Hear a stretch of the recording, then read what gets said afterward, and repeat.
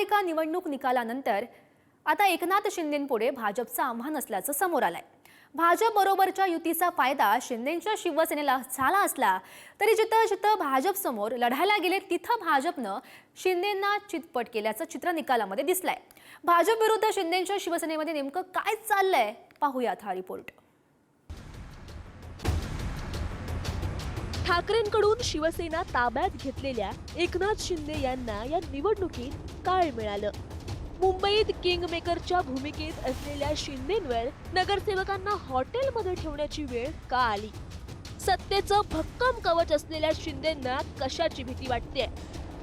विधानसभा आणि नगरपालिका निवडणुकीत जोरदार स्ट्राईक रेट राखलेल्या शिंदे यांना महापालिका निवडणुकीत मात्र संमिश्र यश मिळालंय।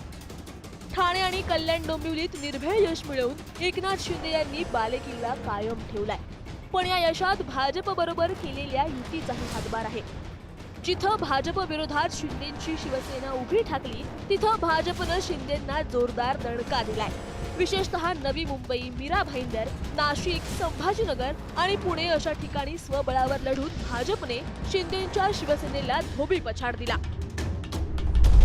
मुंबई महापालिकेत शिंदेंच्या शिवसेनेला 29 जागा, ठाणे महापालिकेत 131 पैकी 75 जागांसह शिंदेंच्या शिवसेनेला बहुमत।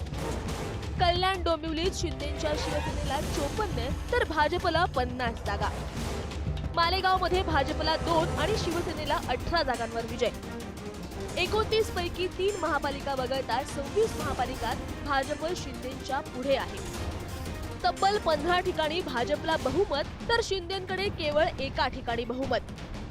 मीरा भाईंदरमध्ये शिंदेंना केवळ 3 तर संभाजीनगरमध्ये 13 जागा।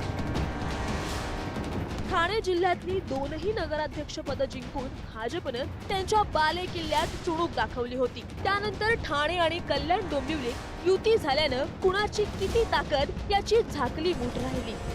महापालिका निवडणुकीत राज्यात भाजपचा विजयी वारू उधळला असताना शिंदेंना यापुढे ठाकरेंबरोबरच भाजपचं मोठं आव्हान असेल हे निकालातून दिसतंय। नवी मुंबईत शिंदेंना डिवचणारे बॅनरही लागलेत। दुसरीकडे मुंबईत युतीत लढल्याचा फायदा शिंदेंनाही झाला आणि ते 29 जागांसह किंगमेकरच्या भूमिकेत आलेत। त्यातूनच अडीच वर्षे महापौर पदाची मागणी पुढे आली आहे। त्या मागणीचं काय करावं हे आता भाजपच ठरवेल। आलो त्याच वेळेला सांगितलं होतं की पुढचा महापौर भारतीय जनता पक्षाचा असेल। आता नवी मुंबईची जनता सुजाण आहे, अतिशय चाणाक्ष आहे। आपल्या भावी पिढीचा किंवा भवितव्याचा मार्ग कोण प्रकाशमान, गतिमान आणि शक्तिमान करेल त्यांचा गणेश नाईकवर विश्वास आहे आणि म्हणून नव्या मुंबईच्या जनतेचा विश्वास हीच माझी शक्ती आहे। त्यातच शिंदेंनी मुंबईतल्या नवनिर्वाचित नगरसेवकांना 5 स्टार हॉटेलमध्ये ठेवण्याचा निर्णय घेतलाय। सत्तेचं कवच असताना शिंदे यांनी नगरसेवकांना निगराणीत ठेवल्याने सर्वांच्याच भुवया उंचावल्यात। शिंदेंच्या नगरसेवकांवर कुणाची नजर आहे असा सवाल सगळ्यांनाच पडलाय। भाजप मित्र पक्ष असल्याने त्यांच्यापासून शिंदेंच्या नगरसेवकांना धोका असण्याची शक्यता नाही। मुंबईत मराठी मतदार एकवटल्याने नगरसेवक फुटण्याची भीती आहे की ठाकरेंकडून नगरसेवक पळवले जाण्याचा धोका आहे हे कळायला मार्ग नाही। पण उद्धव ठाकरेंचं महापौर पदाचं वक्तव्य लक्षवेधी ठरतं। जबाबदारी आता आपली वाढलेली आहे। मी तुम्हाला सगळ्यांची पहिल्यांदा मी दिलगिरी व्यक्त करतो, कारण आतमध्ये जरा नगरसेवकांशी बोलत होतो, त्याला सुद्धा हेच सांगितलं की आता आपल्याकडे जबाबदारी वाढलेली आहे। आपला महापौर व्हायला पाहिजे हे तर स्वप्न आहेच। देवाच्या मनात असेल तर तेही होईल।